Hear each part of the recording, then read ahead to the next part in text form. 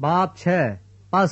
آؤ مسیح کی تعلیم کی ابتدائی باتیں چھوڑ کر کمال کی طرف قدم بڑھائیں اور مردہ کاموں سے توبہ کرنے اور خدا پر ایمان لانے کی اور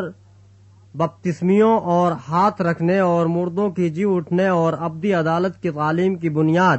دوبارہ ڈالیں، اور خدا چاہے تو ہم یہی کریں گے، کیونکہ جن لوگوں کے دل ایک بار روشن ہو گئے اور آسمانی بخشش کا مزہ چکھ چکے اور روح القدس میں شریک ہو گئے اور خدا کے عمدہ کلام اور آئندہ جہان کی قوتوں کا ذائقہ لے چکے، اگر وہ برگستہ ہو جائیں تو انہیں توبہ کے لیے پھر نیا بنانا ناممکن ہے،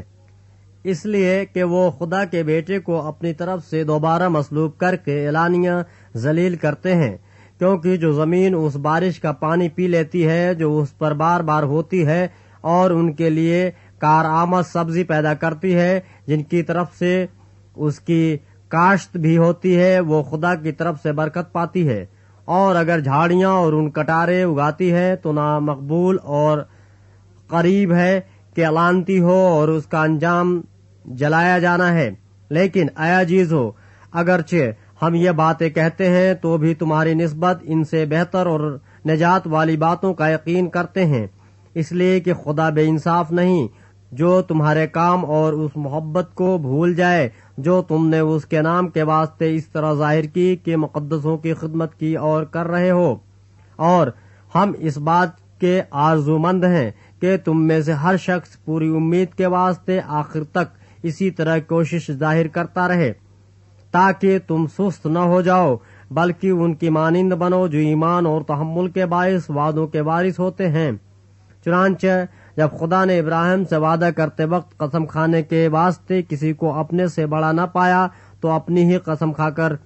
فرمایا کہ یقیناً میں تجھے برکتوں پر برکتیں بخشوں گا اور تیری اولاد کو بہت بڑھاؤں گا، اور اس طرح صبر کر کے اس نے وعدہ کی ہوئی چیز کو حاصل کیا۔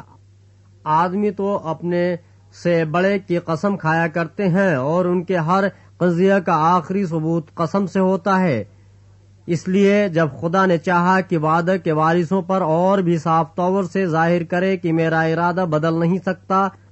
تو قسم کو درمیان میں لایا تاکہ دو بے تبدیل چیزوں کے باعث جن کے بارے میں خدا کا جھوٹ بولنا ممکن نہیں، ہماری پختہ طور سے دل جمعی ہو جائے جو پناہ لینے کو اس